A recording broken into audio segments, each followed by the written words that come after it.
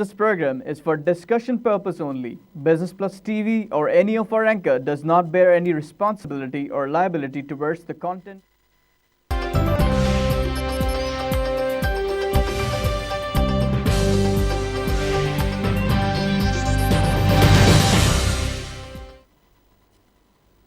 अस्सलाम वालेकुम and welcome to the program PSX hotline और मैं हूं आपका होस्ट रोहेल इंतखाब। प्रोग्राम में हम बात करते हैं पाकिस्तान स्टॉक एक्सचेंज के हवाले से ओवरऑल मार्केट की क्या परफॉर्मेंस रही, कौन से फैक्टर्स हैं जो बराह रास्त और इनडायरेक्टली मार्केट को इन्फ्लुएंस कर रहे हैं। अगर आज की बात की जाए तो अगर आज जो मार्केट की क्लोजिंग आई KSE 100 इंडेक्स की मैं आपको बताऊं तो वो 40,057.52 आई है। KSE 100 इंडेक्स की क्लोजिंग आई है, इसमें हमने देखा कि 7.35 का पॉजिटिव चेंज आया। KSE 30 इंडेक्स की मैं बात करूं तो KSE 30 इंडेक्स की जो क्लोजिंग आई वो आई 22,917.19, जिसमें हमने देखा कि 8.87 पॉइंट्स की कमी देखी। KSE 30 का अगर हाई लेवल की बात करूं तो हाई लेवल है 23,044.25 और लो लेवल की बात करूं तो डेट इज़ 22,898.55 और मैंने जैसा आपको बताया कि इसमें नेगेटिव चेंज आया है जो 8.87 है। ऑल शेयर इंडेक्स की मैं बात करूं तो डेट इज़ 26,771.77 और हाई लेवल जो रहा वो रहा 26,834.84, लो लेवल रहा 26,705.73 और पॉजिटिव पॉइंट का इजाफा हमने देखा डेट इज़ 32.74। कंपनीज़ की बात करता हूँ जो आज ओवरऑल कंपनीज हमने ऑब्जर्व करी डेट इज़ 388, जिसमें आपने देखा कि एडवांस और इंक्रीज रहा 165 कंपनीज़ का, there is decline in 201 companies और अगर अनचेंज की बात करूं तो there is 22 companies they are still neutral. ये तो कंपनीज़ की बात हो गई। अब मैं बात करूंगा वॉल्यूम मिलियन शेयर्स की। वॉल्यूम मिलियन शेयर्स KSE 30 का रहा 86.42 वॉल्यूम मिलियन, KSE 100 का 128.55 और ऑल शेयर्स रहा 239.02 वॉल्यूम मिलियन शेयर्स। ये तो सारी हमने KSE 30 के और KSE 100 के ऑल शेयर इंडेक्स की बात कर ली, उसके फैक्ट एंड फिगर्स की बात कर ली। अब बात करेंगे उन कंपनीज़ की, वो कंपनी जो अपनी परफॉर्मेंस के हिसाब से टॉप वॉल्यूम लीडर रहीं। तो सरफहरिस्त के इलेक्ट्रिक लिमिटेड है, वो है 17.43 मिलियन शेयर्स, पाक इलेक्ट्रॉन 13.09 मिलियन शेयर्स, पाक सीमेंट 10.17 मिलियन शेयर्स, दीवान सीमेंट 9.99 मिलियन शेयर्स और TRG Pakistan limited 9.58 million shares. ये तो बात हो गई उन कंपनीज़ की जो टॉप वॉल्यूम लीडर्स रहे। अब बात करेंगे उन कंपनीज़ की जो अपने शेयर प्राइस के हिसाब से बेस्ट रहे। नंबर 1 पर हमारे पास है यूनिलीवर फूड्स, जिसमें हमने देखा कि 277.50 का इजाफा हुआ। विद पार्क में 97, फिलिप मॉरिस में 58.97, सैनोफी एवेंटिस में 30 और पार्क टोबैको में 20। ये वो कंपनीज है जिनके शेयर प्राइस आज गेन रहे, बढ़े, प्रॉफिट में रहे। अब बात करेंगे उन कंपनीज़ की जो अपने शेयर प्राइस के हिसाब से लूजर्स रहीं। तो सबसे पहले रफान मेज़, उसमें 119.00 मतलब 119 रुपये का हमने कमी देखी। सीमेंस पार्क में 28, इंडस मोटर में 21, पार्क इंटरनेशनल में हमने 13 देखी और खैबर टोबैको में 7.75 देखी। ये सारे फैक्ट्स एंड फिगर्स मैंने आज आपके सामने रखे जो मार्केट की सूरत हाल थी, जो मार्केट की कंपनीज ने जो बिज़नेस किया और किस हिसाब से उनके चीज़ें आगे रहीं। अब मैं बात करूंगा सेक्टर वाइज, किस सेक्टर को हमने आज एक्टिव देखा, उसके टर्नओवर में कितना इजाफा हुआ।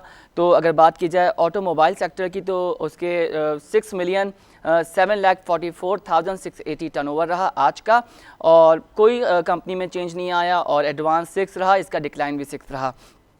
सीमेंट की बात की जाए, सीमेंट के हमने देखा कि बड़ी तेज़ी से फ्लक्चुएट हो रहा है, तो उसका भी टर्नओवर हमने जो इसमें देखा वो रहा 27,328,850। और अगर बात की जाए कमर्शियल बैंक की तो उसका भी टर्नओवर काफ़ी अच्छा रहा 20,618,300 और food and personal care products भी 16,374,780 रहा। ऑयल एंड गैस की बात करूं तो उसका टर्नओवर भी 10,05,13,300 रहा और पावर जनरेशन एंड डिस्ट्रीब्यूशन की बात करूं तो 22,02,92,500 रहा। सेक्टर वाइज मैंने आपको बता दी कि किस सेक्टर ने ज़्यादा टर्नओवर, ज़्यादा प्रॉफिट किया है, तो मैंने वो सारी चीज़ें आपके सामने रख दी। हमें ज्वाइन किया है अब्दुल अजीम साहब ने, जो कि हेड ऑफ रिसर्च स्पेक्ट्रम है सिक्योरिटीज़ के। Sir welcome to the program. Sir आज की मार्केट की जो परफॉर्मेंस रही, जो फैक्ट एंड फिगर्स रहे वो मैंने आपके सामने रखे। अगर बात की जाए KSE 100 इंडेक्स की तो आप उसको कहाँ देखते हैं आज? KC 100 इंडेक्स अगर बात की जाए तो अराउंड 40,000 ही ये थोड़ा सा रुका हुआ है। तो लग रहा है कि आगे जाके, क्योंकि अभी रिज़ल्ट सीज़न चल रहा है, तो रिज़ल्ट सीज़न के साथ साथ मूव कर रहा है। जिस तरह के रिज़ल्ट्स आ रहे हैं कंपनीज़ के, उसके साथ मूव कर रहा है। तो लग रहा है मुझे कि अभी तकरीबन इस महीने तो कंटिन्यू रहेंगे रिज़ल्ट्स। तो इस महीने थोड़ी सी फ्लक्चुएशन रहेगी, या थोड़ा सा इसी लेवल के करीब करीब रहेगा। उसके बाद देखेंगे क्या डायरेक्शन निकलती है। तो थोड़ा लग रहा है अगर पॉलिटिकल अनसर्टेनिटी बढ़ती है तो हो सकता है थोड़ा सा डाउन साइड पे जाए, लेकिन बहुत ज़्यादा डाउन साइड नहीं लग रही है, क्योंकि अभी के नियर फ्यूचर में कोई हमें इस तरह का ट्रिगर नहीं लग रहा जो मार्केट को सपोर्ट कर सके। एक ट्रिगर है MSCI का जो अभी तक मार्केट को सपोर्ट कर रहा है। दूसरा है कि अगर उस पर तो काफ़ी डिस्कशन हो गई, पुरानी खबर भी हो गई है MSCI में इन्वॉल्वमेंट के बाद। अब क्या मजीद क्या लगता है? अगर फॉरेनर्स की बात करूं तो वो भी काफ़ी एक्टिव है। चाइना की हमारे CPEC जो है उसकी डेवलपमेंट जारी है। चाइना काफ़ी नज़र रख रहा है PSX पे, पाकिस्तान स्टॉक एक्सचेंज पे। आप क्या देखते हैं चाइना का आगे रोल CPEC के हवाले से? और अगर CPEC ना भी होता तो चाइना की क्या उसमें कितनी एसोसिएशन होती पाकिस्तान स्टॉक एक्सचेंज में? तो चाइना की अगर बात की जाए तो अगर कोई चाइनीज़ कंपनीज अगर बिड करती है PSX के लिए जो 40% ऑफलोड करना है, तो उससे एक डायरेक्ट इन्वॉल्वमेंट आ जाएगी। लेकिन अभी थोड़ा सा मुश्किल लग रहा है कि कोई चाइनीज़ कंपनी आए। तो दूसरी तरफ अगर देखा जाए तो जो हमारी मैन्युफैक्चरिंग इंडस्ट्री है उसमें बहुत ज़्यादा सपोर्ट आ रही है चाइना की वजह से। इसमें स्टील है, सीमेंट्स है, और दूसरी अलाइड जो इंडस्ट्रीज़ हैं उसमें।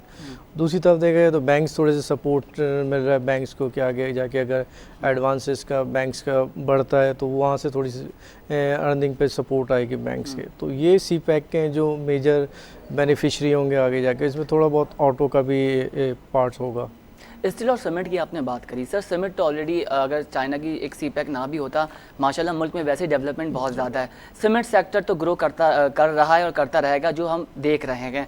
स्टील के हवाले से आप क्या देखते हैं? आपने अभी स्टील सेक्टर की बात करी, तो उसमें कहाँ आपको लगता है कि स्टील जो है वो कंस्ट्रक्शन के साथ, कंस्ट्रक्शन एक्टिविटीज़ जिस तरह बढ़ रही है अभी कंट्री में, तो उसके साथ साथ स्टील इंडस्ट्री भी ग्रो कर रही है। तो आगे जाके जो एक्सपेंशंस आ रही हैं इसी वजह से स्टील इंडस्ट्री में आ रही हैं कि उन्हें आगे जाके ग्रोथ बहुत लग रही है। जैसा सीमेंट्स में एक्सपेंशन आ रही है। अगर सीमेंट्स की बात की जाए तो तकरीबन 13 मिलियन टन्स की आगे एक्सपेंशन आ रही है। अभी ऑल्दो के 45 मिलियन टन्स की एग्जिस्टिंग कैपेसिटी है, और हम तकरीबन 82-83% यूटिलाइजेशन कर रहे हैं। तो आगे इसी तरह अगर स्टील की बात की जाए तो स्टील में भी इसी तरह में लग रहा है कि आगे ग्रोथ कंस्ट्रक्शन के साथ साथ चलेगी। आगे CPEC में भी उसका पोर्शन होगा कि CPEC की तरफ से भी डिमांड आएंगी। लेकिन अभी क्योंकि लोकल इंडस्ट्री की बात की जाए तो वहाँ से बहुत ज़्यादा डिमांड आ रही है। सर वही क्वेश्चन मेरा मैं आपके सामने रख रहा हूँ। एक सीमेंट सेक्टर जिस तरीके से आगे बढ़ रहा है, ठीक है, स्टील की कंपैरेटिवली आपने बात करी कि वो भी साथ साथ चल रहा है, लेकिन उस हिसाब से नहीं। अगर कंपेयर किया जाए सीमेंट और स्टील को दोनों, तो वो साथ नहीं है। शेयर प्राइस भी डिफरेंट है, सेक्टर वाइज परफॉर्मेंस भी इतनी खास नहीं जितनी सीमेंट की है। नहीं, अगर स्टील की बात की जाए कि स्टील के पास जो कैपेसिटी है, अगर स्टील कंपनीज़ की बात की जाए, ग्रोथ आती है कि अगर आपके पास कैपेसिटी आइडल है, अगर आप 80-90% पे यूटिलाइज़ कर रहे हैं अपनी कैपेसिटी, तो उसमें आगे ग्रोथ आपको बहुत ज़्यादा नज़र नहीं आती। तो इसी वजह से स्टील जो कंपनीज वो एक्सपेंशन की तरफ जा रही हैं, ताकि उसमें ग्रोथ नज़र आए। ग्रोथ आएगी तो फिर उसकी आप देखेंगे कि उसकी जो शेयर प्राइस है उसमें भी इंक्रीज़ आएगा और एक्टिविटी भी बढ़ जाएगी उसमें। ग्रोथ सर कैसे आएगी? कौन से फैक्टर्स हैं? प्रोडक्शंस नहीं हो रही हैं, एनर्जी प्रॉब्लम अलग है, ठीक है, वहाँ के लेबर्स हैं वो अलग बात कर रहे हैं, गवर्नमेंट पॉलिसीज़ जिस तरीके से चेंज हो रही हैं हर महीने वो भी अफेक्ट कर रही है। तो कैसे ग्रोथ डेवलप होगी सर? नहीं, देखिए, अगर कमोडिटीज़ की बात की जाए तो इंटरनेशनल मार्केट में कमोडिटीज़ की प्राइस बहुत ज़्यादा डाउन है। तो इनकी जो रॉ मटेरियल उसकी प्राइसेस कम हो गई हैं, तो उसकी वजह से इनका एक तो ये बेनिफिट है। दूसरा, जो रिफॉर्म्स आ रहे हैं अगर पावर सेक्टर में बात की जाए, जो अभी करंट चल रहे हैं, जिसका आप देखेंगे रिजल्ट्स नेक्स्ट 1 या 2 ईयर्स में आते हैं, तो इनकी एक्सपेंशन भी इतने साल में आ जाएगी। तो आगे जाके अगर ग्रोथ आएगी तो एक तो एनर्जी का जो प्रॉब्लम है वो लगता है कि किसी हद तक सॉल्व हो जाएगा, ख़ासतौर पर इंडस्ट्रीज़ के लिए। दूसरी तरफ बात की जाए तो LNG, क्योंकि हम इंपोर्ट कर रहे हैं, तो वहाँ से भी जो हमारा थोड़ा पावर सेक्टर में जो क्राइसिस था उसकी वजह वहाँ से भी थोड़ा सा पूरा हो रहा है। तो वो लग रहा है कि एक तो पावर सेक्टर में एनर्जी का जो क्राइसिस है वो थोड़ा सा कम होंगे, तो जितनी भी इंडस्ट्रीज़ है हमारी इंडस्ट्रियल जो जिस तरह सीमेंट है या स्टील है, तो अगर इसे एनर्जी मिलती रहेगी तो आगे जो इसकी कैपेसिटी हम यूज़ नहीं कर पा रहे, तो आगे जाके वो यूज़ होगी, तो उसमें एक ग्रोथ आपको डेफिनेटली नज़र आएगी। अगर सर पाकिस्तान स्टॉक एक्सचेंज की मैं बात करूं तो हमारी जो मार्केट है वो जो हम देखते हैं कि एक महदूद सेक्टर्स पर है, कंपेयर करें हम दूसरे इंडेक्स से या इंटरनेशनली मैं बात करूं या यूएस की मार्केट को मैं देखूं, तो हमारे पास सेक्टर्स महदूद हैं और वही एक्टिव हैं, वही बिजनेस कर रहे हैं। टेलीकम्युनिकेशन सेक्टर की मैं बात करूं तो हमारे यहाँ टेलीकम्युनिकेशन सेक्टर इतना एक्टिव नहीं है। एक दो कंपनीज हैं जो लिस्टेड है, उनका भी कोई खास टर्नओवर आ नहीं रहा, प्रॉफिट भी इतना नहीं है उनका। आप क्या समझते हैं, मुल्क में टेलीकम्युनिकेशन सेक्टर को लिस्टेड पहले कराना ज़रूरी है, उसके बाद भी इसको इस फॉरम पे लाना चाहिए? लिस्टेड की बात की, लिस्टेड ऐसा आपकी मर्जी, कंपनी की अपनी वैल्यू होती है कि वो लिस्ट कराए नहीं कराए। तो जो पीटीसी है, अगर वो बात की कि लिस्ट कराना नहीं कराना, वो तो अपनी कंपनी पे डिपेंड करता है। सर एक कंपनी जो टेलीकम्युनिकेशन की स्टॉक में है, आप बेहतर जानते हैं, उसका इतना कोई खास टर्नओवर नहीं है, सर्विसेज भी अच्छी नहीं है, प्रोडक्ट डेवलपमेंट भी कोई नहीं है, people consumer are very disappointed. तो आप अगर टेलीकम्युनिकेशन सेक्टर को एक्टिव करने की बात की जाए, उसमें भी एक टर्नओवर आ सकता है, क्योंकि बिकॉज हमारे मुल्क में टेलीकम्युनिकेशन सेक्टर बहुत एक्टिव है। उसकी बात में शेयर प्राइस के हवाले से बात नहीं कर रहा, मैं जनरल बात कर रहा हूँ। तो मेरी रिसर्च जो हुई, जो मैंने स्टडी किया, वो ये किया कि इस सेक्टर को भी लिस्टेड कराना चाहिए, जितने भी जो हमारे 4-5 कॉम्पिटिटर्स हैं और जो माशाल्लाह बेहतरीन बिजनेस कर रहे हैं सर, तो उनके पास ये एक मौके है और ये स्टॉक एक्सचेंज के लिए भी अच्छा होगा, ये इकोनॉमिक ऑफ पाकिस्तान के लिए भी अच्छा होगा। हाँ, अगर सेलुलर कंपनीज की बात की जाए, जैसे दूसरी कंपनीज हैं, क्योंकि अभी अगर ट्रेंड देखें तो फिक्स लाइन से निकल इसको कंटिन्यू करेंगे आपकी बात को, ठीक है, माजरत आपकी बात काट रहा हूँ, एक ब्रेक के बाद दोबारा इसको कंटिन्यू करेंगे। Don't go anywhere. We will be right back. Stay with us.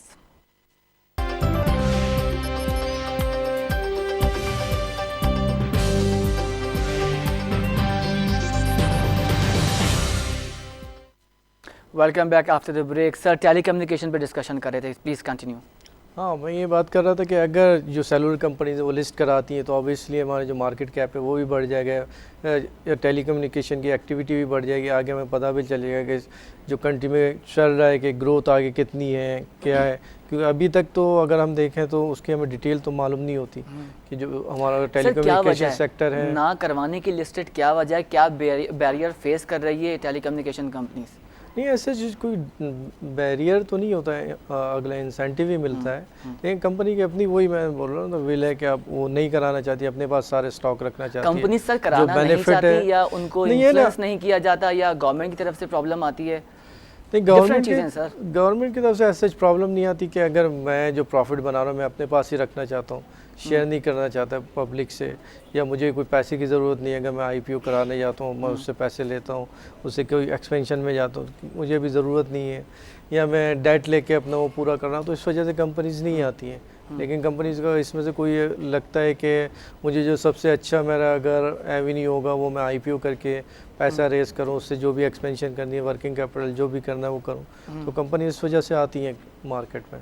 ऐसा तो नहीं कि हैवी डिपॉजिट की वजह से या हैवी बैरियर्स टैक्सेस की वजह से कंपनीज पीछे हो रही हैं, क्योंकि सीडीसी के शायद उन्होंने चीज़ें जो डिस्कस कर ली होंगी या पढ़ ली होंगी, उसकी वजह से वो खौफज़दा हो रहे होंगे। एक रिस्क फैक्टर भी आता है अगर स्टॉक में लिस्टिंग कराते हैं, because it's quite high investment high risk का एक रेशो रहता है, तो कंपनीज इस चीज़ को लेके तो खौफज़दा नहीं है? नहीं, मेरे ख्याल में ऐसी कोई रिस्ट्रिक्शन नहीं है। हाँ, कंपनी को पब्लिकली अपनी हर चीज़ डिस्क्लोज करनी पड़ती है कि ये रिजल्ट है जो, और इसके अलावा तो और कोई रिस्ट्रिक्शन नहीं होती है स्टॉक। अब्दुल अजीम साहब, क्या समझते हैं कैसे इन्फ्लुएंस किया जाए जो कंपनीज अगर बिजनेस भी कर रही हैं? कल भी मैंने शो में डिस्कशन की कर रहा था मैं उनसे कि उन्होंने यही कहा कि बहुत अवेयरनेस की ज़रूरत है जो कंपनीज, और ऑफकोर्स अवेयरनेस सर होती है, बिल्कुल होती है। कंपनी टेलीकम्युनिकेशन जैसी कंपनी अगर सेक्टर की मैं बात करूं, और कंपनीज अगर बिज़नेस कर रही हैं, बहुत अच्छा बिज़नेस कर रही हैं, मार्केटिंग की बात की जाए, उनकी प्रोडक्ट डेवलपमेंट बहुत अच्छी है, तो बिज़नेस बहुत अच्छा चल रहा है। पाकिस्तान में देखा जाए तो ये 4 से 5 कंपनीज टेलीकम्युनिकेशन सेक्टर की इतनी एक्टिव हैं कि डेली बेसिस पे जो उनका टर्नओवर आ रहा होता है, जो प्रॉफिट आ रहा होता है, वो अलग ही है। तो आप क्या सजेशन देंगे, क्या रिकमेंड करेंगे टेलीकम्युनिकेशन सेक्टर को? टेलीकम्युनिकेशन की बात की जाए तो आपकी जो इन्वेस्टमेंट की है, जो भी आपने, एक तो अगर आईपीओ करते हैं या वो तो बेसिक एकदम हो गया ना, आईपीओ तो उससे आपको पैसे रेज हो जाते हैं, एक तो निकल जाते हैं, फिर आपका रिस्क फैक्टर कम हो जाता है कि अगर खुदा ना खास्ता कल को कुछ होता है तो सारी इन्वेस्टमेंट आपकी नहीं होगी, आधी पब्लिक या जिसकी भी होगी, तो वो एक रिस्क फैक्टर भी कम हो जाता है। तो इसकी वजह से मेरे ख्याल में तो लिस्ट कराना चाहिए कंपनीज को स्टॉक एक्सचेंज में। बिल्कुल खौफज़दा तो इसलिए नहीं कि मार्केट हमारा जो फॉरम है स्टॉक एक्सचेंज का ये सस्टेनेबल नहीं है, बिकॉज अगर पास की तो खैर पास में जो हुआ, लेकिन माशाल्लाह इकोनॉमिकल लिहाज से हमारी मार्केट बहुत अच्छी जा रही है। और अगर आपने शुरू में MSCI की बात भी की थी, और US की मैं बात करूँ तो वहाँ के एम्बेसडर भी आकर स्टॉक एक्सचेंज की बेल रिंग करते हैं, और ग्लोबली बहुत अच्छा माशाल्लाह इम्पैक्ट जा रहा है। तो ऐसी सूरत हाल में सर फॉरेनर आ रहा है, बाहर का जो पैसा है वो मुल्क में आ रहा है, फॉरेनर आ रहा है, और हमारे पास चैलेंजेस बहुत ज़्यादा हैं। लॉ एंड ऑर्डर सबसे अव्वल पर है। अभी जो रिसेंट इंसिडेंट भी हुए उस पर भी जो है कोशिश ये की जा रही थी CPEC को डैमेज करने के हवाले से। CPEC पे मैं आपकी राय चाहूँगा, आप इसको कहाँ देखते हैं? CPEC तो एक टर्न अराउंड है हमारी कंट्री के लिए। अगर बिल्कुल। CPEC की बात की जाए तो आगे जो हमारा फ्यूचर है वो इस पर डिपेंडेंट है पूरा। अगर कंट्री की बात की जाए, जितनी भी चीज़ें अगर ट्रेड बढ़ती है तो इंशाल्लाह बढ़ेगी, तो वो आप देखेंगे कंट्री में बहुत ज़्यादा चेंजेस आएंगे। उसमें किसी भी हवाले से देख लें आप, या तो बेरोज़गारी के हवाले से देख लें, इकनॉमिक ग्रोथ के हवाले से देख लें, या जो भी हमें प्रॉब्लम्स है या हमारे पावर सेक्टर में जो प्रॉब्लम्स है उस सब से हम तकरीबन निकल सकते हैं अगर CPEC बन गया। क्योंकि एक बहुत ज़्यादा फॉरेन इन्फ्लो आएगा कंट्री में, आगे जाके हालात लगेंगे कि अच्छे इकोनॉमिक ग्रोथ आ रही है। क्योंकि अगर हम रीजनल कंट्रीज़ की बात की जाए, वर्ल्ड की बात की, तो थोड़े क्राइसिस हैं, कि यूरोप की, US की, या दूसरी रीजन की बात की। तो अगर इस तरह का बहुत ज़्यादा बड़ा एक टर्न अराउंड आता है कंट्री में, तो उससे तो लगता है कि इन्फ्लोज बहुत आएंगे, फॉरेन इन्फ्लोज, तो उसकी वजह से आगे ग्रोथ बहुत आएगी। तो हमारी कंट्री में तो बहुत ज़्यादा पॉजिटिव इम्पैक्ट आएगा इसका। वो किसी भी स्पेसिफिक सेक्टर के नहीं होगा, ओवरऑल कंट्री की इकोनॉमिक ग्रोथ के लिए होगा, जिसका बेनिफिट पब्लिक को भी मिलेगा, जिसका बेनिफिट गवर्नमेंट को भी मिलेगा, और डेफिनेटली पाकिस्तान पे भी इसका एक अच्छा असर आएगा। सेक्टर वाइज में बात करूं, अभी हमने काफ़ी सेक्टर्स को डिस्कस किया, आप क्या देखते हैं कि स्टॉक एक्सचेंज में कौन से सेक्टर्स हैं जो डीएक्टिवेट हो रहे हैं, जिन पे ज़्यादा बिजनेस नहीं हो रहा? कोई 3-4 सेक्टर्स वो बताइए मुझे जिसको आप समझते हैं कि अगर आपकी मैं राय लूँ, उस पर सजेशन लूँ आपका, कि उस पर काम की ज़रूरत है और उसमें अच्छा टर्नओवर मिल सकता है। नहीं, अगर बात की जाए तो टर्नओवर तो तकरीबन हो रहा है अभी। अगर मार्केट के हवाले से बात की जाए तो टर्नओवर तो स्टार्ट हो गया, छोटा सेक्टर और बड़ा सेक्टर। क्योंकि मार्केट में जब तेज़ी आती है या ग्रोथ नज़र आती है तो एक्टिव हो जाते हैं सेक्टर। लेकिन अब दरअसल ये रहा है कि जो भी कंपनीज़ हैं उसके शेयर्स की प्राइसेस बहुत बढ़ती जा रही हैं, जिसकी वजह से जो आम छोटा इन्वेस्टर है वो इन्वेस्ट करने से थोड़ा सा घबराता है, वो ऐसे साइड स्टॉक्स में जाता है जिसमें आगे ग्रोथ नहीं है, जिसमें सिर्फ वॉल्यूम होता है। अगर आप कहा जा रहा है कि स्पेकुलेशन हो रही है, इज इट ट्रू? स्पेकुलेशन ऐसे किस तरह कर सकते हैं? अगर आप स्पेकुलेशन यही कि आपने ख़रीदा और बेच दे, स्पेकुलेशन इस तरह से तो नहीं हो सकती। सही। जिस तरह वो माइंड सेट है कि ये स्पेकुलेशन ही है, मेरी मर्जी, आपके अपनी इन्वेस्टमेंट है, आपकी अपनी मर्जी, शेयर्स जो ख़रीदें, आपको कोई फोर्स नहीं कर रहा कि ये शेयर ख़रीदने या आपको ये शेयर्स बेचने, ठीक है? तो वो तो ऐसा स्पेकुलेशन तो नहीं है। अगर टेक्सटाइल की मैं बात करूं सर, टेक्सटाइल का इतना खास टर्नओवर नहीं आ रहा, क्या क्राइसिस देखते हैं आप? टेक्सटाइल की अगर बात की जाए तो टेक्सटाइल में क्योंकि जो फ्री फ्लोट है वो बहुत ज़्यादा कम है पब्लिक के पास, ज़्यादातर जो ऑनर्स हैं उन्हीं के पास है। एक तो उसमें फ्लोट ही नहीं है तो उस वजह से एक्टिविटी नज़र नहीं आती। 2-3 बड़ी कंपनीज़ हैं जिसमें हमें एक्टिविटी नज़र आती है, जो उसी वजह से आती है कि उनका फ्लोट मार्केट में आप इजी एंट्री और इजी एग्जिट होता है। लेकिन अगर जिसका फ्लोट ही नहीं है तो इजी एग्जिट नहीं हो सकता उसमें। अगर हम कोई भी इन्वेस्टर है वो बाय करता है कोई शेयर्स टेक्सटाइल में, कोई ऐसी कंपनीज के जिसके नंबर ऑफ शेयर्स ही कम है मार्केट में या फ्री फ्लोट ही कम है, तो उसमें क्योंकि इन्वेस्टर एग्जिट नहीं मिल सकता, तो इस वजह से उस सेक्टर में जाया जाता है जिसका फ्लोट अच्छा हो। मैं यही बात करूँ कि फ्लोट बहुत कम है मार्केट में, ऐसे कंपनीज तो अबव 600 है। लेकिन अगर बात की जाए तो कंपनीज़ की तो 200 अराउंड कंपनीज होंगी जिनके फ्लोट बेहतर है ओवरऑल मार्केट में, तो उसी में इन्वेस्टमेंट हो रही थी। जो बाकी कंपनीज में ऐसा इन्वेस्टमेंट नहीं हो रही होती, वो यही वजह है कि उसमें एग्जिट थोड़ा मुश्किल हो जाता है। अगर उसमें हम डेली ट्रेडिंग देखें 10,000 शेयर्स का वॉल्यूम होता है तो उसमें एग्जिट आप नहीं कर सकते, उसमें इस तरह के इन्वेस्टर जाते भी नहीं हैं। तो हमें चाहिए कि फ्लोट थोड़ा सा मार्केट में बढ़ाया जाए। कैसे सर कैसे बढ़ा सकते हैं? तो नए शेयर्स इशू करके, स्प्लिट करके किसी भी तरह, ताकि जो भी छोटा इन्वेस्टर है वो आए, उसमें ज़्यादा एक्टिविटी बढ़े और उन शेयर्स में बढ़े जिनमें एक्टिविटी, अभी हम जिस तरह टेक्सटाइल सेक्टर की बात कर रहे हैं उसमें एक्टिविटी नज़र नहीं आ रही है हमें, तो उसमें इस तरह एक्टिविटी बढ़ सकती है अभी। ठीक है, आपने कहा कि छोटा इन्वेस्टर है, छोटा इन्वेस्टर आता है सर लेकिन कोई रिजल्ट इतने नज़र नहीं आते, वो स्विच भी आराम से कर सकता है, ठीक है। बड़ा इन्वेस्टर आता है तो बहुत ज़बरदस्त हमें चेंजेस नज़र आती हैं, तो उनको क्या सजेस्ट करेंगे जो हैवी इन्वेस्टमेंट रखते हैं, बिकॉज सर चेंजेस रिजल्ट की उनसे आनी है। छोटा इन्वेस्टर तो ये होगा कि उसके पास इन्वेस्टमेंट का लो रिस्क होगा, उसको इतना फ़र्क भी नहीं पड़ेगा, और दूसरा कि पर्टिकुलर सेक्टर में चेंजेस भी डेवलप नहीं होंगे रिजल्ट के हवाले से। ये है कि बड़े इन्वेस्टर की बात की तो बड़े इन्वेस्टर ज़्यादातर नहीं मार्केट में, खैर वो तो मार्केट में बहुत ज़्यादा एक्टिव है किसी भी शेयर में, लेकिन वो भी उसी स्क्रिप्ट में एक्टिव होते हैं जिसका फ्लोट बेहतर हो। वो इस तरह के स्क्रिप्ट में तो वो भी नहीं जाते जिनका अगर फ्लोट की बात की जाए तो फ्लोट कम हो। तो अगर अभी देखा जाए तो अभी जो बड़े इन्वेस्टर एक्टिव है मार्केट में नज़र आ रहा है, आपको वॉल्यूम नज़र आ रहा है, इसी वजह से नज़र आ रहा है कि ज़्यादातर बड़े इन्वेस्टर एक्टिव है। लेकिन हमें क्योंकि अपना जो है बेस बढ़ाना पड़ेगा ताकि जो रिस्क है वो कम हो जाए। अगर बेस बढ़ जाए तो रिस्क मार्केट का कम हो जाएगा, तो उस पर हमें थोड़ा सा काम करने की ज़रूरत है ताकि ज़्यादा इन्वेस्टर आएँ और रिस्क कम हो जाए। SSGC की मैं बात करूं तो उन्होंने वांट्स किया ओगरा को to allow increase in gas price, इसको कहाँ देखते हैं आप? नहीं, अगर गैस उससे SSGC को कुछ एक्सपेंशन करनी है अपने, अगर ट्रांसमिशन की बात की जाए तो उसके लिए इन्होंने बोला कि हमें अराउंड 17 रुपीज़ का इंक्रीज़ दिया जाए। बिल्कुल, वो ओगरा पे डिपेंड करता है, अगर देता है नहीं देता। अगर दे तो पॉजिटिव है कंपनी के लिए, क्योंकि वो नई ट्रांसमिशन लाइन बनाएगी। लेकिन उसमें थोड़ा सा मसला ये है कि क्योंकि वो जो इम्पोर्ट हो रही है हमारे LNG उसके लिए या आगे जाके इम्पोर्ट होगी, अगर उसके लिए किया जाता है तो वो थोड़ा सा मुश्किल हो जाता है ओगरा के लिए। वो सर ओगरा तो चाह रहा है कि प्राइसेस पेट्रोल की बढ़ें, अगस्त में तो नहीं बढ़ी लेकिन सितंबर अक्टूबर में हो सकता है कि पेट्रोल की प्राइसेस ₹1 पर लीटर बढ़ जाए। कहाँ देखते हैं आप इसको, बढ़ेगी या नहीं? क्योंकि अगस्त में तो साफ उन्होंने कहा, हमारी गवर्नमेंट ने, फाइनेंस मिनिस्टर ने कहा कि वी वांट टू ऑयल की बात कीजिए, ऑयल में इंक्रीज तो आया, अगर आप आएगा, आया है इंटरनेशनल मार्केट, इंटरनेशनली तो आया तो उसके अगर उस पर डिपेंडेंट है तो उससे तो लगता है कि बढ़नी चाहिए, बढ़नी चाहिए। अगर सितंबर में इंक्रीज आता है तो ऑयल सेक्टर तो और हाइप पे जाएगा, बढ़ा इनडायरेक्टली मैं अगर पूछूं इन्फ्लेशन रेट पे असर पड़ेगा? हाँ, इन्फ्लेशन ऑब्वियसली बढ़ती है, क्योंकि अगर वेट की बात हो तो ज़्यादा वेट होता है ऑयल का इन्फ्लेशन में, अगर तो उसकी वजह से दूसरे सेक्टर पे जो हमारी ट्रांसपोर्टेशन कॉस्ट है वो बढ़ जाती है, जो एनर्जी कॉस्ट है वो बढ़ जाती है, तो उससे इम्पैक्ट तो आता है ऑब्वियसली। अभी रिसेंटली जो है इन्होंने CG इंस्टीट्यूट ऑफ KGs में देना शुरू किया, इस पे क्या समझते हैं आप? मतलब कोई नहीं, इसका मेजरिंग यूनिट चेंज करने से कोई खातिर? अगर बात की जाए तो इतना ज़्यादा वो वेट है CNG सेक्टर, इतना ज़्यादा वेट ही तो प्रोटेस्ट क्यों कर रहे थे? ये तो छोटा सा वो ये क्यों? कुछ और मुतालबात मनवाना चाह तो नहीं रहे थे गवर्नमेंट से? हो सकता है कुछ हो, लेकिन वो ये चेंज करने से हो सकता है CNG वाले को थोड़ा सा प्रॉफिट हो, इससे बढ़ जाए। लेकिन कह रहे थे कि उन्होंने मेजरिंग यूनिट चेंज किए बगैर जो हमें इन्फॉर्म कर दिया। हाँ, ये थोड़ा सा है कि लेकिन सर कैलकुलेशन के हिसाब से और सब चीज़ों के हिसाब से एनालिस्ट ने भी ये राय दी और हमने भी पढ़ा देखा, कोई खातिर ख्वाह फर्क नहीं आया। सिर्फ मेजरिंग यूनिट चेंज किया है।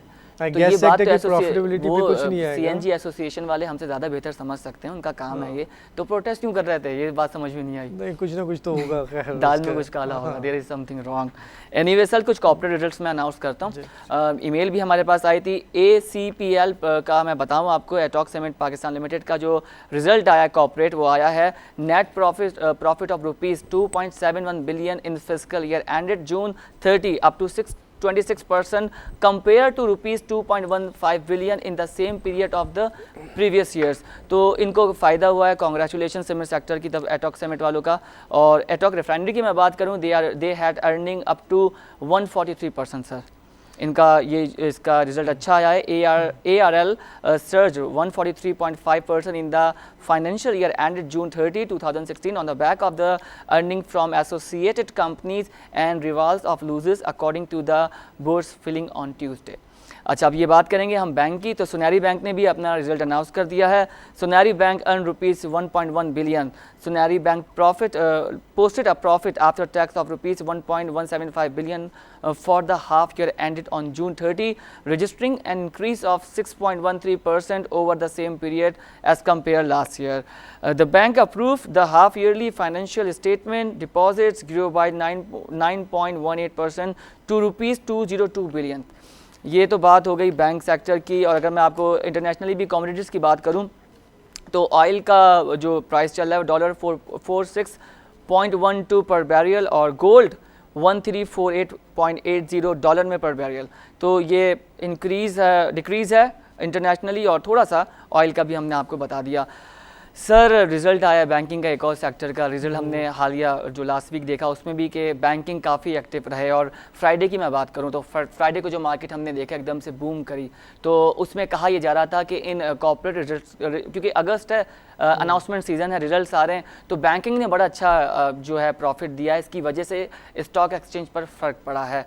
कुछ ऑयल प्राइसेस भी थे। आप क्या समझते हैं, एक और बैंक का रिजल्ट अच्छा आया सर? तो बैंक तो वैसे एज सच तो बहुत ज़्यादा ग्रोथ नज़र नहीं आ रही बैंक में, अगर इस रिजल्ट्स की बात की जाए। सर 3-4 बैंक बड़े एक्टिव हैं हमारे कंट्री के। नहीं एक्टिव है, लेकिन रिजल्ट्स की बात की तो बहुत ज़्यादा ग्रोथ नज़र नहीं आई है हमें। सर उसकी HBL की अच्छी आई है, बैंक अल हबीब की अच्छी आई है, लेकिन जो ग्रोथ हमें देखनी चाहिए थी। ग्रोथ किस हवाले से? प्रोडक्ट डेवलपमेंट की आप बात कर रहे हैं? प्रॉफिट के हवाले से। प्रॉफिट की, ओके। प्रॉफिट में अगर इतनी ज़्यादा ग्रोथ नहीं आ रही है तो उसकी वजह यही है कि जो PIBs की यील्ड्स हैं, क्योंकि PIBs इनके जो थे, जो गवर्नमेंट बॉन्ड्स थे वो मैच्योर होते जा रहे हैं, तो अब जो नए बॉन्ड इशू हो रहे हैं उसकी यील्ड कम है, तो इनकी जो इनकम फ्रॉम इन्वेस्टमेंट से वो थोड़ी सी हर्ट होती जा रही है। तो एडवांसेस की तरफ देखें तो एडवांसेस इतने ज़्यादा नहीं होते, एज सच ग्रोथ है एडवांसेस में लेकिन बहुत ज़्यादा नहीं है। तो इनके दो मेजर एवेन्यू होते हैं जहाँ से इनके रिटर्न्स बन रहे होते हैं, तो वहाँ पे अगर थोड़ा सा इनके हर्ट हो रहा है इनके मार्जिन। आप एज एनालिस्ट एक्सपेक्ट कर रहे थे ग्रोथ ज़्यादा देखेंगे बैंकिंग सेक्टर? नहीं, ऐसा लग रहा था कि ग्रोथ कम आएगी, क्योंकि हमें लग ही रहा था कि अगर गवर्नमेंट बॉन्ड्स की यील्ड कम हो रही है, एक बड़ा पोर्शन इन्वेस्टमेंट किया हुआ है, तो वहाँ से अगर इनकी यील्ड कम हो रही तो डेफिनेटली इतनी ज़्यादा ग्रोथ नज़र नहीं आएगी। आगे भी यही मसला है कि अगर बैंक्स एडवांसेस में ज़्यादा नहीं जाते और इधर गवर्नमेंट बॉन्ड्स की तरफ रहते हैं तो ऐसे बहुत ज़्यादा ग्रोथ बैंक्स में नहीं नज़र आएगी। CPEC है एक है, वो सिर्फ जो बड़े बैंक्स हैं उनके लिए मेरे ख्याल में ज़्यादा होगा अगर ग्रोथ के हवाले से। लेकिन sir commercial bank it's like a backbone of the Pakistan of economic, because जिस तरह से वो मार्केटिंग की पेनिट्रेशन कर रहे हैं और ग्रोथ कर रहे हैं, प्रोडक्ट डेवलपमेंट कर रहे हैं। HBL की मैं बात करूं तो रिसेंटली अभी उन्होंने जो है वो जो आईफोन यूज़र्स हैं जो थंब प्रिंट करते हैं ऑनलाइन बैंकिंग के लिए, उन्होंने मज़ीद सिक्योरिटी दे दी है कंज्यूमर्स को कि जो कंज्यूमर ऑनलाइन बैंकिंग कर रहे हैं वो अब अपने आप को और सिक्योर कर सकते हैं थ्रू फिंगरप्रिंट्स के आप एग्जिस्ट कर सकते हैं। ये एक अच्छा इनिशिएट है और सर कन्वर्ट भी कर दिया कंज्यूमर को ऑनलाइन बैंकिंग की तरफ। उसका रीज़न यही है ना कि आपकी एक तो पहले मेजर पोर्शन जो होता डिपॉजिट्स का वो इन्वेस्टमेंट्स पे चला जाता था, जहाँ से आपको एक फिक्स इनकम मिलती रहती थी, ठीक है। अब वो आपका एवेन्यू तो वो थोड़ा सा हर्ट होता जा रहा है, उसकी हर्ट डिपॉजिट्स कम आ रहे हैं, डिपॉजिट्स कम आ रहे हैं, जो इनका रिटर्न बन रहा था इन्वेस्टमेंट से वो थोड़ा सा कम होता जा रहा है। गवर्नमेंट बॉन्ड की यील्ड्स कम होती है तो वहाँ से एक रिटर्न आ रहा था, तो अब वहाँ से रिटर्न कम आ रहा है तो इन्हें अपने जो मार्जिन है उससे बढ़ाने के लिए या उससे इसी लेवल पर रखने के लिए एक नया एवेन्यू चाहिए। तो उसके लिए इन्हें एडवांसेस में जाना पड़ेगा। एडवांसेस में जाने के लिए इन्हें कोई नई प्रोडक्ट तो लॉन्च करनी पड़ेगी, जिससे कंज्यूमर फाइनेंसिंग में जाना पड़ेगा, मेजर यही है, या दूसरा अगर प्राइवेट क्रेडिट में जाना पड़ेगा। उसके लिए इंसेंटिव तो देंगे, जो बैंक ज़्यादा इंसेंटिव देगा वो ज़्यादा कस्टमर को अट्रैक्ट कर सकता है। तो आगे जाके बैंक्स इसी वजह से ज़्यादा इस पे काम कर रहे हैं। सर इंटेंसिव की आपने बात करी, अगर मैं बात करूं स्टेट बैंक ऑफ पाकिस्तान की तरफ से हिदायत तो जारी वहां से की जाती है, जो फैक्ट एंड फिगर्स होते हैं लाइक 4.5 सेविंग अकाउंट में डालने हैं, तो वो मार्केटिंग स्ट्रेटजी डिफरेंट कर देंगे तमाम बैंक, क्योंकि वो यकसा ना लगे, एक जैसी ना लगे, लेकिन प्रॉफिट उतना ही मिल रहा होता है, क्योंकि जिस तरह से सारी चीज़ों को प्रोसेस किया जा रहा होता है। अगर एक बात बोलूँ, कान ऐसे पकड़ो या वैसे घुमा के पकड़ो, बात एक ही होती है, क्योंकि मॉनिटर कर रहा है स्टेट बैंक ऑफ पाकिस्तान। लेकिन फिर वॉल्यूम का है ना, फ़र्क वही है ना, फिर वॉल्यूम का, जिसके पास जितनी बड़ी मार्केट है उसका इतना ज़्यादा प्रॉफिट होगा, जिसकी छोटी मार्केट है, जो मार्केट नहीं टैप कर सका, वो उसकी छोटी मार्केट होगी तो उसे प्रॉफिट कम होगा। तो बैंक्स में यही थोड़ा सा कंपटीशन होगा। ये भी देखा कि कुछ छोटे बैंक्स, प्राइवेट बैंक्स जिस तरीके से अपनी परफॉर्मेंस और सर्विसेज और प्रोडक्ट के हिसाब से वो आगे आते जा रहे हैं, और कुछ एक दो का खैर मैं नाम भी नहीं लूँगा, लेकिन उन्होंने बहुत इंप्रूव किया है और कहा यह जा रहा है कि आने वाले वक्तों में वो बड़े बैंक के साथ खड़े हुए होंगे कंपेरेटिवली। दरअसल ये कि कंट्री में इकोनॉमिक एक्टिविटी बढ़ रही है, तो जो प्राइवेट क्रेडिट की रिक्वायरमेंट जो बढ़ती जा रही है, तो उस वजह से भी ये थोड़ा सा ऐसे बैंक्स है ना जो इंडस्ट्रीज़ जिन्होंने ज़्यादा टैप की हुए, इंडस्ट्रियल कस्टमर ज़्यादा हैं जिनके, तो वो बैंक्स में आप देख रहे होंगे कि वो उसमें ज़्यादा आपको ग्रोथ नज़र आ रही है। वो इसी वजह से आ रही है कि वो जो एक्टिविटी बढ़ी है कंट्री में, तो वो भी मेजर रीज़न है जिसकी वजह से बैंक्स के एडवांसेस नज़र आ रहे हैं आपको। सर ये न्यूज़ है 17 expression of interest receive for 40% to PSX stake. Karachi the Pakistan stock exchange receive a total of 17 expression of interest from local and foreign investor for getting of 40% strategic shares in the bourses. आप कहाँ देखते हैं इसको? अभी वही foreigner वाली बात दोबारा आ गई। वही देखें ना, ये हम तो चाह रहे हैं कि जो भी अगर बाहर की पार्टीज इंटरेस्टेड हैं लोकल हमारे स्टॉक में, चाइना का काफ़ी अहम रोल है सर। चाइनीज़ है, यूरोपियन कंट्रीज़ है, US है, जहाँ से भी हमें आती है, हमें तो है कि हम इस तरह करें कि इन्वॉल्वमेंट हो उनकी, ताकि जो हमारे इमेज है, इंटरनेशनल इमेज है, वो अच्छा जाए कि इसमें, क्योंकि लोकल एक्सचेंज में फॉरेन इन्वेस्टमेंट है तो उसकी वजह से बहुत ज़्यादा सपोर्ट मिलती है जो फॉरेन इन्वेस्टमेंट आने में।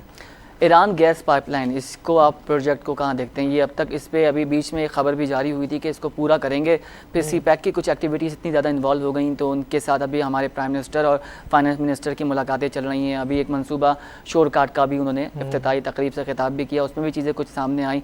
तो कहने का मकसद ये है कि गैस पाइपलाइन ईरान वाली, उसको आप कहाँ देखते हैं? वो आगे प्रोसेस होगी या नहीं? होनी तो चाहिए, क्योंकि दरअसल वो कुछ रिस्ट्रिक्शन थी US की या दूसरी साइड से, तो उस वजह से हम लोग नहीं कर सके। US मतलब नहीं चाहता कि ईरान के साथ हम बिजनेस कर सकें? नहीं थी वो, ईरान पे रिस्ट्रिक्शंस थी तो वो अब तो ख़त्म हो गई हैं। खैर तो उसके बाद से हमें लगता है कि होनी तो चाहिए, क्योंकि अगर हम दूसरा देखें जो हमारे पास ऑप्शन है वो LNG का है, जो हम LNG इंपोर्ट करके अपने रिक्वायरमेंट पूरी कर रहे हैं, लेकिन वो LNG थोड़ी सी महंगी है। अगर हम ये लाइन बिछा लेते हैं तो यहाँ से हमें थोड़ी सस्ती। सर एक बड़ी डिटेल इस पर डिस्कशन हो रही थी और एक आर्टिकल भी मैंने पढ़ा, ईरान गैस पाइपलाइन का जो पूरा फॉर्मेट ऑफ फ्रेमवर्क है हमारी तरफ से पाकिस्तान ने उसको ईरान ने भेजा और वो उन्होंने काफ़ी उसको कंसिडर भी किया, देखा और अप्रूवल जारी करी है कि yes we have to trade with Pakistan about the Pak Iran जो गैस पाइपलाइन है वो। लेकिन सर हमने ये भी चीज़ देखी, अमेरिका नाखुश है ईरान के साथ अगर हम ट्रेड करते हैं उस पर, और CPEC के हवाले से भी बहुत ज़्यादा बेचैनी पाई जा रही है सर। नहीं वो तो इंटरनेशनल CPEC डाइजेस्ट क्यों नहीं हो रहा? इंटरनेशनली हमारे दरअसल हैं, हमारे रीजनल कंट्रीज़ हैं, उनका ही मसला है कि उसी वजह से अगर हम देखें जो लास्ट ये लॉ एंड ऑर्डर सिचुएशन ख़राब हुई थी वो भी बोल रहे हैं कि उसी वजह से। लेकिन CPEC चले वो तो बन जाएगा इंशाल्लाह, उसका तो ऐसा मसला नहीं है। लेकिन अगर ईरान गैस पाइपलाइन की बात की जाए तो ईरान तो विलिंग है कि गैस वो विलिंग है सर, समरी भी हमें भी थोड़ा सा इजी है, लेकिन क्योंकि हमारे पास एक नया LNG वाला आ गया है और LNG का क्योंकि हमारा एग्रीमेंट भी हो गया कतर से लॉन्ग टर्म का, ठीक है, तो उस वजह से एज सच हमें थोड़ी सी महंगी है लेकिन इजी है, क्योंकि हम एग्जिस्टिंग जो हमारी लाइन्स हैं उन्हें यूज़ करते हुए इसे हम सप्लाई करें जो भी एग्जिस्टिंग कस्टमर है। अगर ईरान की गैस पाइपलाइन की बात की जाए तो उसके लिए हमें नया एक इंफ्रास्ट्रक्चर बनाना पड़ेगा, जिसकी जो मुझे लग रहा है थोड़ा सा गवर्नमेंट विलिंग नहीं है कि अभी इतना ज़्यादा खर्चा करने के, या अगर इसे कोई इन्हें गवर्नमेंट के कोई वो मिल गए कि सपोर्ट मिल गई इंटरनेशनल या ADB से या IMF से या किसी भी डोनर एजेंसी से, तो वो उसके बाद लगता है कि आपको क्या लगता है सर IMF हमें कर्जा देगा? ईरान IMF नहीं देगा, दूसरी एजेंसी IFC या दूसरी है, मिल सकता है, कोई ऐसा इशू नहीं है। अगर गवर्नमेंट चाहेगी तो मेरे ख्याल में तो हमारे लिए बहुत बेहतर ऑप्शन है। IMF को लेके तो हमारी गवर्नमेंट बहुत मतलब सीरियस नोट पर उन्होंने कमेंट भी किया है, and they have to said के we have to say good bye to IMF, we have to fulfil all the instalment through IMF फिर प्रपोजल जारी कर देगा CPEC के हवाले से भी, उसको कहीं ना कहीं कुछ ना कुछ अपनी इन्वॉल्वमेंट हवाले से नहीं होगा, क्योंकि हमने चाइना एक हम काफ़ी चाइना को स्ट्रॉन्ग देखते हैं सर, क्योंकि हमने कोई ऐसी कमिटमेंट की नहीं है IMF से CPEC के हवाले से, वो तो हमारा एक अपना प्रोजेक्ट है ना। हाँ, तो वो उसकी वजह से IMF का कोई ऐसा इन्फ्लुएंस नहीं, लेकिन लोग चाह रहे हैं इनडायरेक्टली भी रिलेशनशिप लगे पाकिस्तान के साथ माशाल्लाह, क्योंकि पाकिस्तान और CPEC हर जगह डिस्कस हो रहा है, हर मार्केट में डिस्कस हो रहा है, हर स्टेट में डिस्कस इस वक्त हो रही है CPEC के हवाले से। बस ये इंशाल्लाह बन जाएगा तो फिर हालात बहुत बेहतर होंगे, और कहा यह जा रहा है कि इकोनॉमिक्स पाकिस्तान की माशाल्लाह बहुत बेहतर हो जाएगी। Sir SBP state bank of Pakistan wants gold import formulise to curb abuse. The State Bank of Pakistan has asked the Ministry of Finance to formalize gold import as the exist two facilities. One is import the commodity were being misused. इसके हवाले से state bank ने एक statement जारी किया, आप क्या देखते हैं गोल्ड के? गोल्ड के ऐसे बहुत ज़्यादा वो नहीं है हमारी इंपोर्ट कि गोल्ड, क्योंकि इलीगल चैनल से बहुत ज़्यादा तो SBP उसी पे एक्शन लेना चाहते हैं कि उस तरह की चीज़ें नहीं है जो इलीगल इंपोर्ट हो रही है हमें। लेकिन सर ये आर्टिकल कौन लिख रहा होता है इंटरनेशनली भी, और इस पे मतलब फिर मैं वही बात करूँगा, स्पेकुलेशन गोल्ड में तो है, बिकॉज जून और जुलाई में they wrote and they publish the article कि गोल्ड प्राइसेस अगस्त में बढ़ेंगी। तो कौन से फैक्टर्स थे जो गोल्ड प्राइसेस को इन्फ्लुएंस कर रहे थे, और आपके पास कैसे इन्फॉर्मेशन आ गई इनडायरेक्टली कि गोल्ड प्राइसेस अगस्त में बढ़ेंगी? नहीं, जैसे अगर बात की जाए तो इंडिया बहुत ज़्यादा परचेज कर रहा है मार्केट से फिजिकल गोल्ड की बात की, यूए की भी कंट्रीब्यूशन है सर, तो उस वजह से लग रहा है कि जो गोल्ड है उसमें सपोर्ट आई है, और गोल्ड आ भी बहुत ज़्यादा नीचे लेवल पे गया है। तो इस लेवल पे क्योंकि सपोर्ट है तो इस वजह इन्वेस्टर्स भी आ रहे हैं जिन्हें फिजिकल गोल्ड चाहिए वो भी बाय कर रहे हैं, तो इस वजह से गोल्ड में सपोर्ट है। सही। कॉटन प्राइसेस के हवाले से मैं बात करूंगा, अभी जो कॉटन को हमने देखा नुकसान भी हुआ है, इसकी प्राइसेस भी बहुत फ्लक्चुएट होती हैं, इसको आप कहाँ देखते हैं?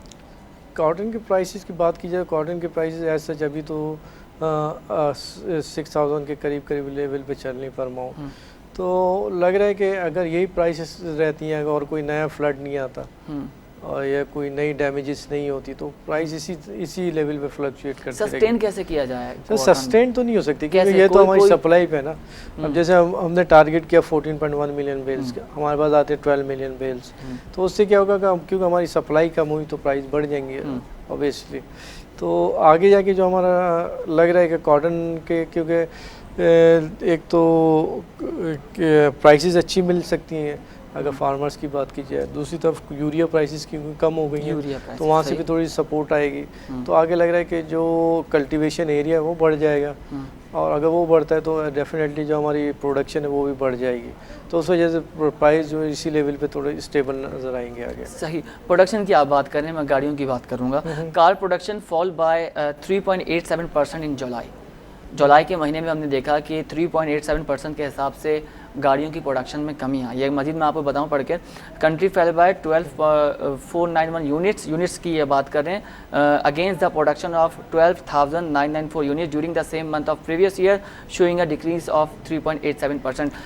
2015 को भी इन्होंने कंपेयर किया उसके मुकाबले में। दरअसल मसला ये है कि गवर्नमेंट ऑफ पंजाब की स्कीम थी कार्स स्कीम, वो तो ख़त्म हो गई है, तो उस वजह से जो वहाँ से ग्रोथ आ रही थी वो अब हमें नज़र नहीं आ रही। सही। अगर वो ग्रोथ नज़र नहीं आई तो हमें इसलिए थोड़ा सा नज़र आ रहा है कि थोड़े जो सेल्स के नंबर हैं वो थोड़े कम आ रहे हैं। आगे जाके डेफिनेटली वो, क्योंकि अगर ये बेस इफेक्ट ख़त्म होता है तो आगे जाके ग्रोथ तो नज़र आएगी। वैसे भी ऑटो में हमें ग्रोथ नज़र आ रही है, ऑटो में बहुत मार्जिन है अभी इस पे, अगर आगे नए मॉडल्स आ रहे हैं तो उसकी वजह से आगे। लेकिन सर वही 2-3 जाइंट है, हम वही हमेशा प्रोग्राम में भी बात करते हैं कि वो नहीं चाहते कि और इस पे प्रोडक्शंस हो और कॉम्पिटिटर्स आएँ और मैन्युफैक्चर्स हो, 2 से 3 कंपनीज काबिज होकर बैठी हुई हैं। काबिज की बात चले सर, यही बात है। दरअसल हमारी मार्केट भी इतनी बड़ी नहीं है जितनी आपको लगती है। चाइना ने ऑफर किया हमको, चाइना यहाँ से प्रपोजल ऑफर तो कर रहा, दे ऑफर इंडिया, वहाँ पे उन्होंने 2.5 लाख इंडिया करेंसी के हिसाब से 1.5 लाख की मेहरान ऐसा कंपेयर उन्होंने जारी कर दिया। मार्केट इंडिया की बहुत बड़ी है, यहाँ की पॉपुलेशन, लेकिन सर पॉपुलेशन की आप बात सही करें, लेकिन आप इसके साथ गवर्नमेंट की और जो ऑलरेडी यहाँ पर कंपनीज हैं ऑटो, उन्होंने ये नहीं चाहा होगा कि ये चाइना आए। नहीं, वो चाहने नहीं, अगर गवर्नमेंट चाहेगी तो कोई नहीं रोक सकता।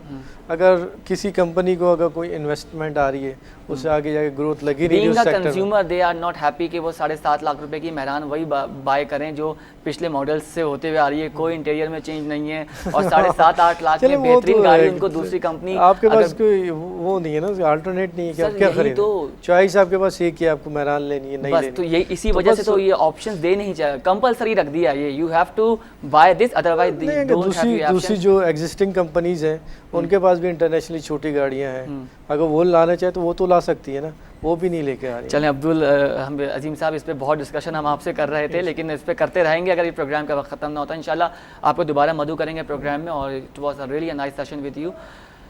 आज मार्केट में जो परफॉर्मेंस रही हमने बात करी, सेक्टर वाइज भी हमने बात करी, किन सेक्टर को हमने ज़्यादा एक्टिव देखा और जो सेक्टर डीएक्टिवेट हैं उन पे किस चीज़ का ड्रॉबैक है, क्या लैकिंग है, उस पर भी हम डिस्कशन कर रहे थे। और उन्होंने बड़ी ज़बरदस्त सजेशन हमें दी है कि फ्लोर को बढ़ाना चाहिए और जहाँ पर लैकिंग है उस पर वर्कआउट करना चाहिए। अपने मुल्क का बहुत ज़्यादा ख्याल रखिएगा। कल आपसे दोबारा मुलाकात होगी, मुझे इजाज़त दीजिए, अल्लाह हाफ़िज़।